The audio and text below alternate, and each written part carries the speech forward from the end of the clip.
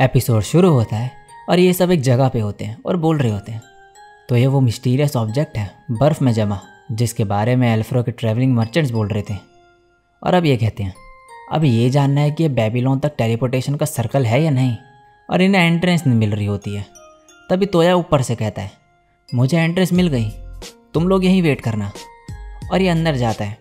फिर कहता है तो ये बेबीलोन का र्यून है, आई होप ये लाइब्रेरी या फिर हैंगा हो, और स्टोर हाउस भी बढ़िया रहेगा। और अब ये यहाँ से पहुँचता है सीधे एक जगह पे। तोया इस जगह को देख के कहता है ये तो बेबीलोन की कोई फैसिलिटी जैसी लग रही है। पीछे से एक पर्सन कहती है तुम सही हो, मैं हूँ बेल फ्लोरा, मैं इस एल्केमी लैब को मैनेज करती हूँ, तुम मुझे फ्लोरा बुला सकते हो।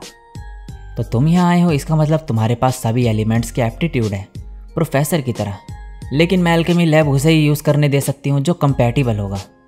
तोया कहता है मुझे पता था, बाय द वे मुझे ऑलरेडी रिकॉग्नाइज कर लिया गया है गार्डन और वर्कशॉप एडमिनिस्ट्रेटर्स के द्वारा।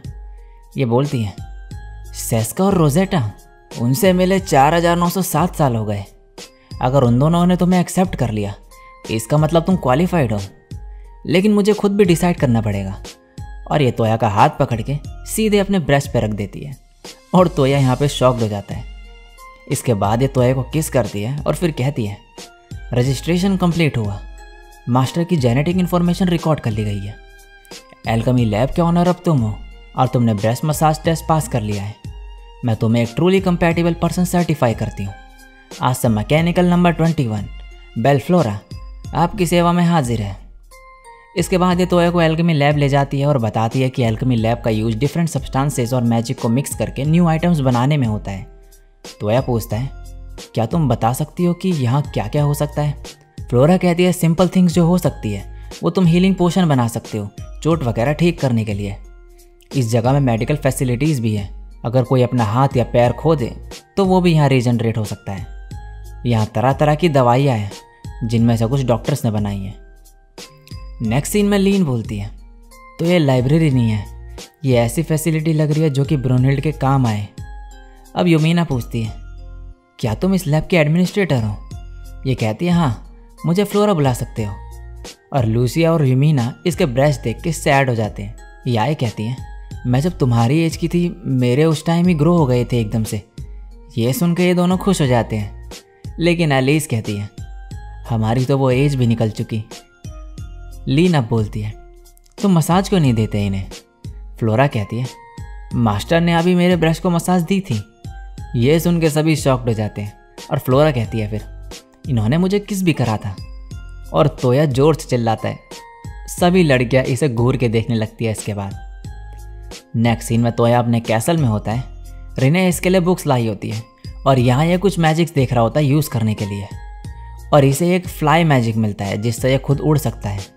और इसके बाद तोया ये मैजिक ट्राई करने लगता है और इतने मज़े आ रहे होते हैं इसे कि ये उड़ते ही जाता है। और नेक्स्ट सीन में ये एलिस के पास होता है क्योंकि कुछ ज़्यादा ही उड़ जाता है ये, जिसकी वजह से इसकी हालत ख़राब हो चुकी होती है। एलिस इससे कहती है कि अगर तुम मुझ पे मैजिक कास्ट कर दो तो क्या मैं भी उड़ने लगूंगी।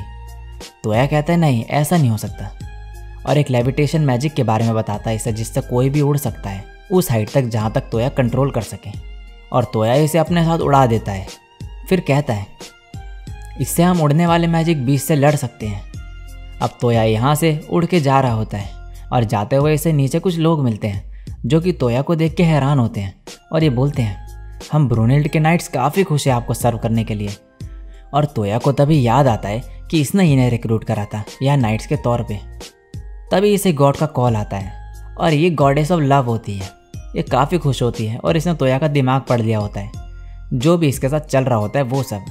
और तोया कहता है मेरा दिमाग पढ़ना बंद करो बिना परमिशन के।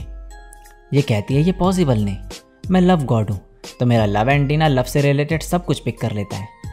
और तोया को याई और लिंस के पेरेंट्स से शादी की बात करने को कहती है। फिर ये नेक्स्ट सीन में तोया याई के पेरेंट्स के पास जाता है बात करने के लिए और इसके पेरेंट्स मान जाते हैं।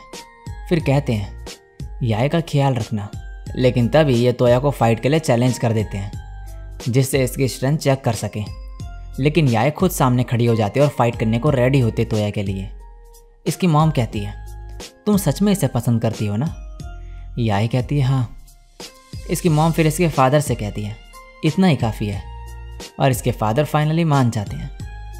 इसके बाद तोया लेंस और एलिस के अंकल के पास जाता है। यहाँ इनके अंकल तोया के सामने झुक जाते हैं और काफ़ी डरे हुए होते हैं।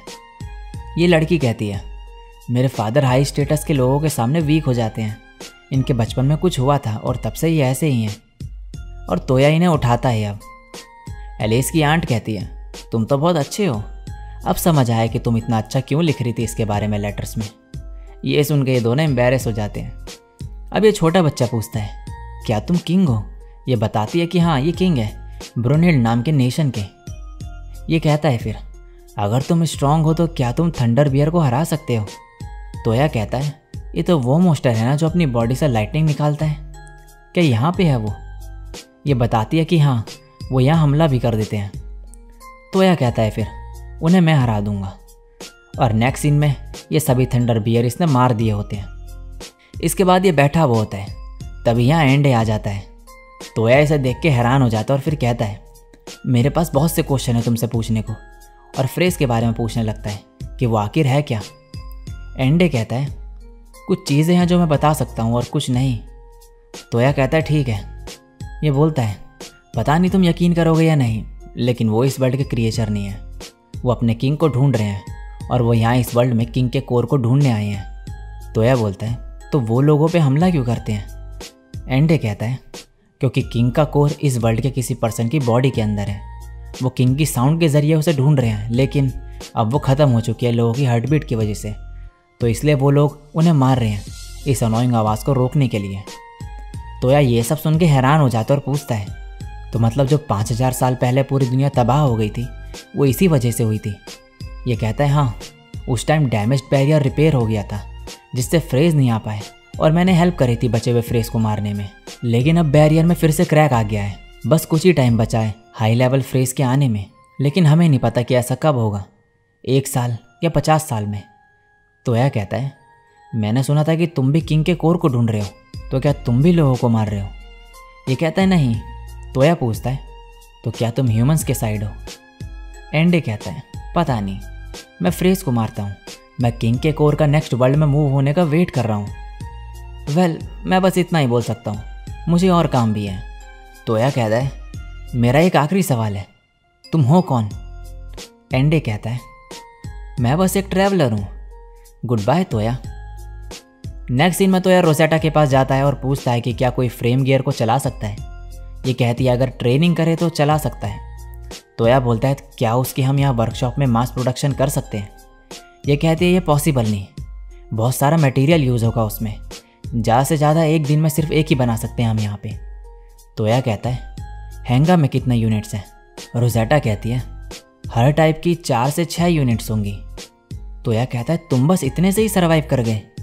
ये कहती है, जब हम बहुत सारे बनाने वाले थे फ्रेज गायब हो गए। ओरिजिनली हमने वर्कशॉप 2 और 3 बनाने का सोचा था। तोया कहता है, इसका मतलब फ़िलहाल हम बस मटेरियल्स कलेक्ट कर सकते हैं और बाकी बेबीलोन र्यून को ढूंढ सकते हैं। और फिर नेक्स्ट सीन में कोहाकू, कोकुयो और सांगो से बात करता है। ये इसे फ्लेम मोनार्च के साथ कॉन्ट्रैक्ट बनाने को कहते हैं, जो कि एक हेवनली बीस्ट है इन्हीं की तरह, जिससे ये बहुत सारी बर्ड्स को समन कर पाएगा और बेबीलोन के र्यून्स को ढूंढने में इसे आसानी होगी। तोया कहता है, ये फ्लेम मोनार्च है कैसा? कोहाकू कहता है, ये एक जेंटल बीस्ट है, स्ट्रॉन्ग एबिलिटी इसके साथ। और इसके बाद ये तीनों मिलकर फ्लेम मोनार्च को समन करते हैं। कोहाकू, सांगो और कोकुयो कहते हैं, काफ़ी टाइम बाद मिली तुम। ये हमारे मास्टर हैं तोया मोचिजुकी। ये कहती है, ठीक है चलो कॉन्ट्रैक्ट बना लें। तोया कहता है, इतनी आसानी से कैसे कह रही हो तुम ये बोलती है, जो एक वाइट मोनार्च और गेनबू के साथ कॉन्ट्रैक्ट बना सकता है उसके आगे मैं क्या ही करूँगी। मोचिजुकी तोया, कॉन्ट्रैक्ट बनाओ और मुझे एक नाम दो। तोया कहता है, कोग्योकू कैसा रहेगा? और ये इस नाम को एक्सेप्ट करके कॉन्ट्रैक्ट बना लेती है और फिर छोटी हो जाती है।